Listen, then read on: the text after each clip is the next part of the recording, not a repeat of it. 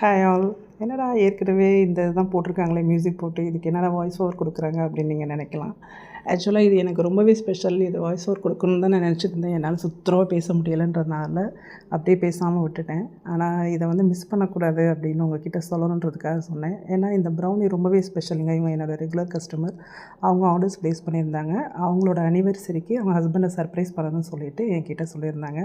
நான் அவங்கள surprise பண்ணுவோன்னு decide பண்ணேன். ஆக்சுவலாக அவங்க சொன்னது ரெக்டாங்கிள் ஷேப்பில் ஃபெராரோ ரோச்சர் வச்சு கொடுங்க அப்படின்னாங்க. அனிவர்சரின்னு சொல்லியிருக்காங்க, ஹார்ட்டின் ஷேப்பில் பண்ணி கொடுப்போம் அப்படின்னு டிசைட் பண்ணிவிட்டு சடனாக கேரமல் ஆட் பண்ணி பண்ணுவோம் அப்படின்னு பண்ணேன். பார்க்கவே ரொம்ப அழகாக இருந்துச்சு கேரமல் ஆட் பண்ணோன்னே.